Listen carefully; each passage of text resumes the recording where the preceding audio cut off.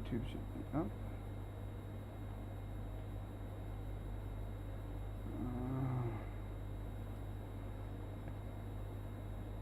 Facebook should be up.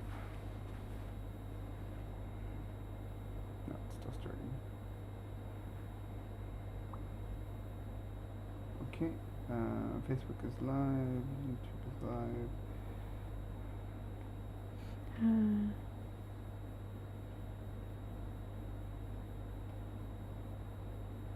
Oh, I see.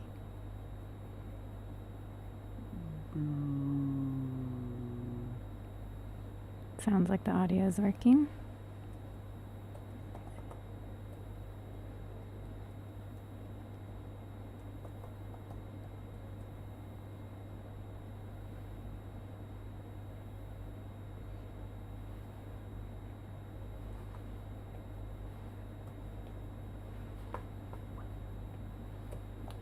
Having some technical difficulties on LinkedIn.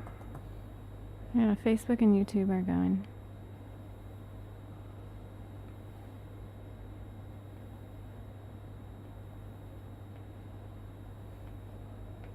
Not working. Okay, we're gonna do.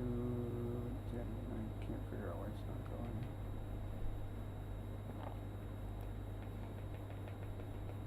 Okay, it's okay.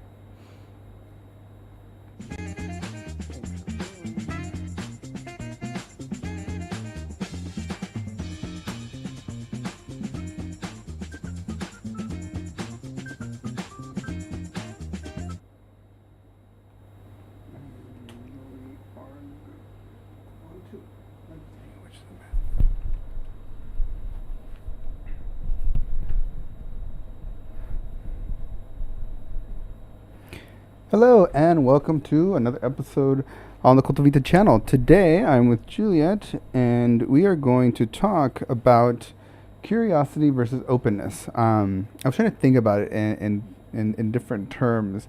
I think they're both really good, but I thought about it is what did it say? Seekers versus receivers. I got curiosity, so I'm going to make the argument that it's better to be curious, to be a seeker. And I just got it. I'm formulating in my head. I mean, of course, they're both good. I think that, yeah, I really do feel that curiosity is probably the stronger one overall. I think that most people wouldn't be able to do curiosity. I tell people to use curiosity all the time. And I think curiosity is one of those things, I think we all had it. I actually think it's what makes the human race so incredible because it allows us to, we're curious about fire, right? It burns us or electrocutes us as lightning, right? So it had all these things and we're curious, right? And they say that, curiosity killed the cat. And I mean, maybe they killed certain humans, but overall for humanity, it was very good. And curiosity for me, ever since really small, I mean, I'll tell you guys something that I didn't always love, but I kind of embraced it. Like eventually I was always told I asked too many questions. To the point that when I went to, I did some college classes and did college programs over the summer in high school. And one summer they called me Carlos asked too many questions because I just would always ask too many questions. But that being said, I think it came from multiple things. My mom always made me ask for things, and I hated it, and it was not natural. But I realized you have nothing to lose. It does feel awful. It never goes away, that feeling, because nobody likes to hear no. But I think that if you do sales, you realize that you end up getting thicker skin, and by asking, which is curiosity, hey, can I get a discount? Hey, can I get one of those too? And you start realizing, I think it goes hand in hand with doing. And I think in life, a lot of time, doing, you're going to beat most people because most people just don't do, right? And I like curiosity because it's not you sitting there waiting. It's actually going out and seeking out something. That being said, I think it's very difficult for most people because we lose connection to them. I think it's very almost toddler-like to be curious. Yes, childlike. They go and they fall and they hit themselves and they just do silly things because they're like, oh, I wonder what over there. I wonder what that is. And they even get sick. My kid, the whole mouth thing is like, I wonder what it feels like in my mouth, and I found it under the toilet, and stuff like that, where you're like, again, curiosity outweighs. And I think it's something that really outweighs all these other things that in life now we think are stronger. In reality, I think curiosity is actually super strong if you just let it loose. If you try to tap back into that thing that you had inside when you were a kid, it feels really good, and it's always there. I think we just kind of trap it and slowly drain it. So for me, I think curiosity is really, really important, because most of the time people don't do, and I think curiosity allows you to do. And I think because it's in all of us, it's not a special thing, but when you actually start acting on it, it is like a special superpower. So that'd be my take on curiosity and why I think it's more important. But I will say, I think that it's not something you can just jump into, and I think that being open is a much more natural transition. And that being said, there are some things you just don't have control over. Life, you could argue that there's more things you don't have control over. And now I'm giving you talking points, I guess, in reference to openness. And that openness, could be resilience, being able to have grit, when things happen that aren't in your favor. But I'll give it to you. So I think you start, maybe curiosity is, let's see, like a launch pad, but then being able to be open to and continue to have space for, or let's say like a container for what you find, or like you said, what comes to you that you may not be able to prepare for or control. That to me is about openness, right? Being open to, okay, this is different. This isn't what I expected. Change, which is life. Life is change. So I think these are always hard dichotomies. Are they really? I think they're more usually complementarities. But if you don't have like the container, right, to put what you find in, or what comes at you in life, Good point. It's a struggle. And I think we see a lot of this in the world today. I mean, I think it's always been there, because change is hard for us. We like consistency. We like to know what to expect. But also just being open to each other, because we are all unique and have different perspectives. And so being open to what comes to us, whether that be what someone shares with us, or what happens to us, what comes tomorrow or next year. And the openness to say, okay, I can listen to this. I can be interested. I can accept this. I mean, not everything you necessarily need to accept, but to be able to hear, and then to be open to, okay, now I can make space for this. Whether it's like, oh, I didn't expect that this was going to be my day. And now I have to be open to, well, what do I do? Where can it lead? Or I didn't think I would find, whether you're on your curiosity, oh, how does this work? Or what is it that makes you feel that way? Oh, I didn't want to have this actual conversation, but being open to listening and to the information that comes to you, because otherwise, where does the curiosity lead you if you don't have the container to put what you get in it? No, I think it's a very good point. I actually, when I was thinking about it right now, and again, I just had seconds to think about it, I was thinking of openness as the thing that you don't have power over, and life throws at you as like the beginning, right? And I was looking at seeking as the next step to going out there once you have conviction and you believe in yourself and seeing things. So interesting. And you're seeing openness as the thing where once you seek and you get something, what do you do with that? Where do you place it? And being open with that, it doesn't necessarily have to be good or bad, or that something good can lead to something bad, or vice versa, and I think that in that argument, I can see how openness could potentially be more powerful. I always try to get back to, for me, I always try to put in perspective about being in the moment, right? Yes.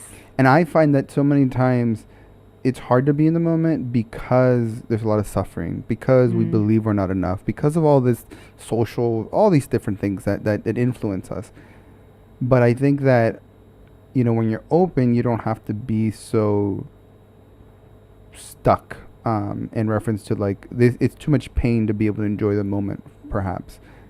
But at the same time, I always say that by doing, you slowly get yourself out of the hole, and the pain slowly subsides over time, because you're making decisions that are good for you long term, and that eventually, even decisions aren't great, they're not bad, or they're not bad and horrible, or horrible and horrendous, or something like that said. So I would say that the importance of openness is very much there when it comes to being in the moment, right? I would say that doing things allows you to have bigger moments, right? If you're just sitting back, life just happens, right? And you don't really have control, and it's harder to be in the moment, in my opinion, for most people, just because of how we are. I think humans in general want to control.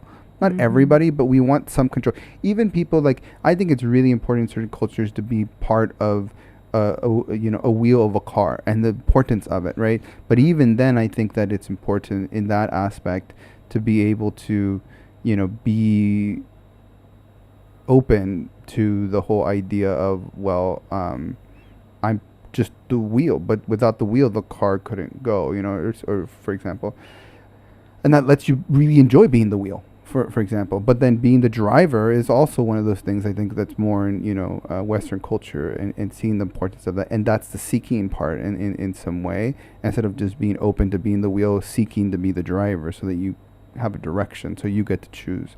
So I guess what I'm trying to say is, when it comes to being in the moment, I think that you're going to get more out of the moment by seeking.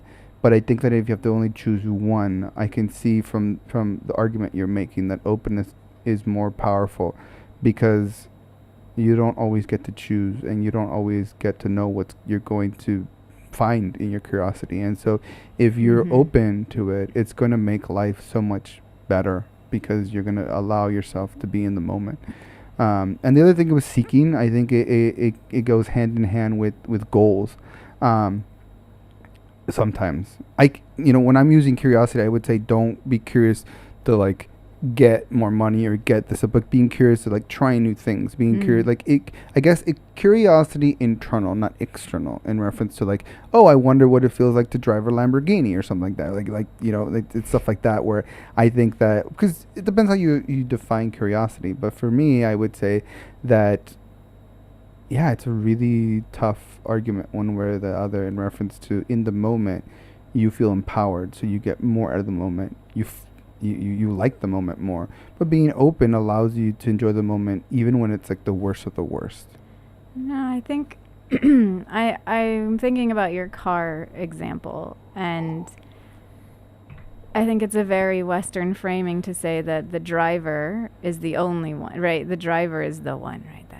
Dictates, determines, has control. But like you said, if there's an element of curiosity you can have in your role as part of the wheel, the machinery, in your role. Okay, how can I do this better? How can, some curiosity about what the role could be, what it is, how you can be part of a better team. Like, I think about this at work too, because not everyone can be the star, can be the leader, can be the, right? So you need people who are happy to and can continually find ways to, let's say, improve upon or find value in the role. And I think it's limiting to say there's no curiosity or there's no like ownership, not necessarily ownership, but that there's no control action, right? That's completely passive. And I think that's something that often I feel like growing up in the, U.S. school system is like, what are your leadership qualities? Well, not everyone needs to be the leader. And there's this push that, well, if you're not the leader, then you're just the follower. But I don't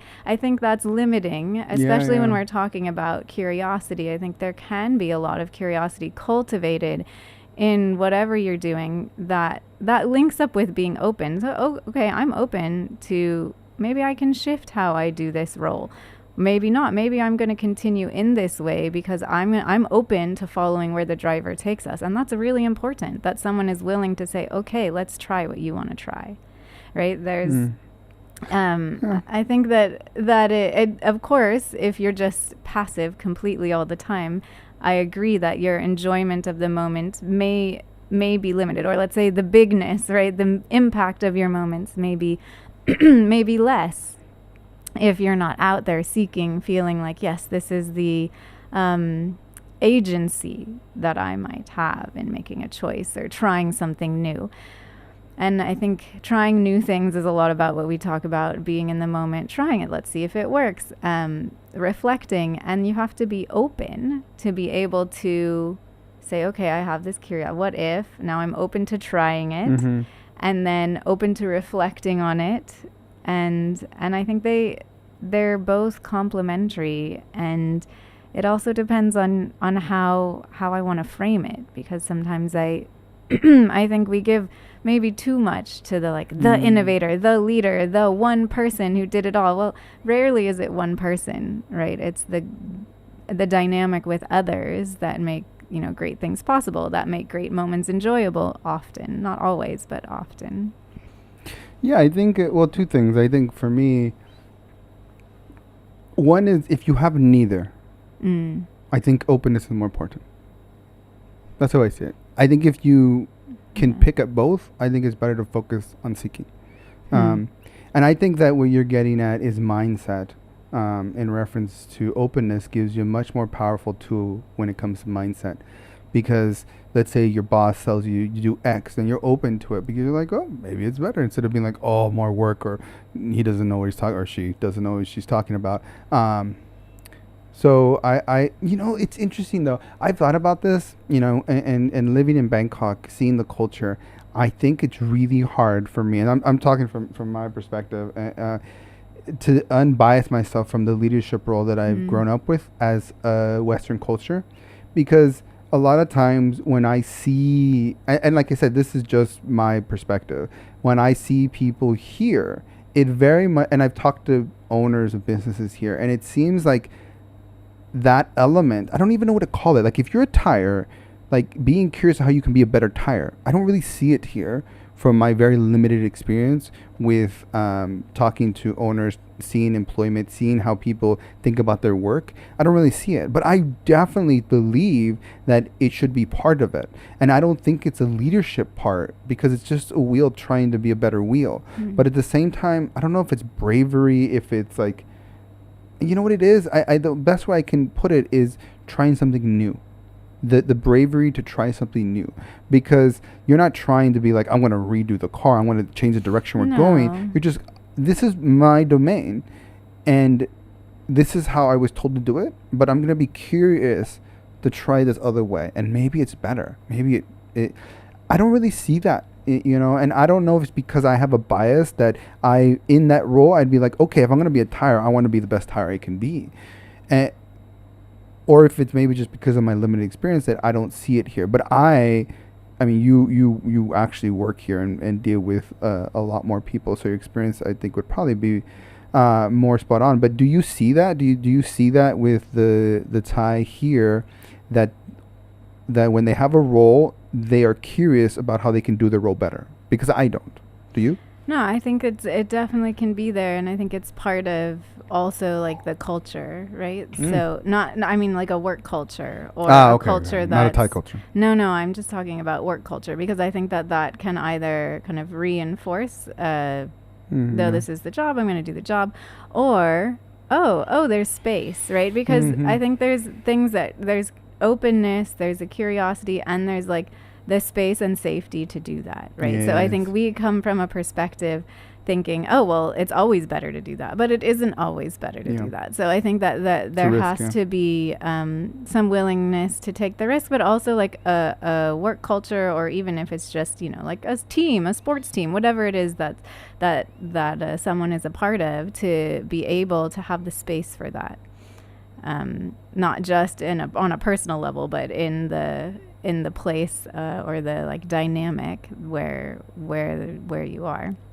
And I think that, I mean, it's quite interesting, because a lot of this sometimes people think, oh, well, this is like a characteristic, right? Or this is someone's character is to be brave, try new things, be curious. But I think there's also, for someone who, I'm naturally introverted. And so sometimes they're like, I'm going to do the thing and I'm going to take the risk. And that can be challenging. Mm. So I think it's more about, instead of just like saying, I am this way, which you could step to, or I feel like I'm being able to do that more. No, I'm proud of myself for this, but I'm going to try this in this moment. I'm going to do this thing that is brave. I'm going to do this thing that is, right? Because then it doesn't, in some ways it makes it like a stepping stone, right? It's easier to say, I'm going to be curious in this moment about this. I'm going to ask this question, like trying to reinforce asking questions, like you said in the beginning, right? It always is, you get that little bit of discomfort or nervousness about, oh no, I'd rather know the answer. I'd rather not have to ask the question, but we're not going to know everything. And then also the curiosity allows you to learn things you didn't even know. You didn't know. If you're constantly thinking about, oh, what is the question, the potential follow-up question. I mean, not just to get to what more can I ask, but like what more can I know or learn? And I think it comes to learning also. Like, what am I interested in knowing about or learning? Or it's not just going to stop here because I want to understand better, or I want to be able to do something differently.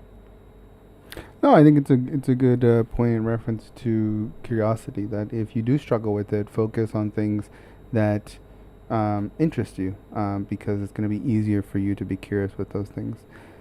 Yeah, okay. I feel like we've covered a lot. What would be your how would you conclude? What do you think the conclusion is? Well, I think we come around often to a similar conclusion, that they're both important and complementary. So I think depending on what is your sort of go-to, like if you feel like I'm more open, then I think taking a bit more initiative potentially and trying to be curious, asking the follow-up question. If curiosity is already, part of what you do every day, then making sure that there's openness to what you find, or what's coming to you, or change, or maybe not having control, because maybe you're a type of person who, if you're doing, you create systems that make you feel like you have a lot of control. And so being open to, maybe it's not going to go the way that I planned, or I'm trying to make it. Yeah, I like that. I was going to say, if you don't have either, focus on being open, and then depending on where you're at, try to have a little more curiosity than openness if you have both, and try to balance that where it's right for you. And again, this is general, but I think you bring up a good point that if you're somewhere else, maybe it's being more open, right? If you're in a position where you can't be that curious because your culture or your work culture or doesn't allow you. And so, yeah, it's better. I guess it goes back to reflection, and making sure you understand what are your strengths and what are your weaknesses, and focusing on those. That being said, I will say that if you don't have either, getting started is always the hardest thing. So if you can get yourself started on curiosity, and do that. If it's easier to get yourself started on openness, and do that. And if you find them both equally as difficult, then focus on openness. I think openness, a lot of times, especially in the beginning, there's a lot of things you realize that isn't ideal, about your life, and being open to those things. And if you do struggle with that, I would say do an exercise of going back and realizing, and really, as human beings, we are so amazing because of how much we've lived and what we've endured and everything. Even, if you think your life is normal, and if you go back, you've done extraordinary things, and there is nobody like you. Like, you are unique, and so your perspective is very powerful, because I was talking to my kid about this, is what is valuable in this world? Something that there isn't anything else of, so it's very rare, or something that, is very, very good at X thing, right? Like, it's either super rare or it's extremely good at one thing, right?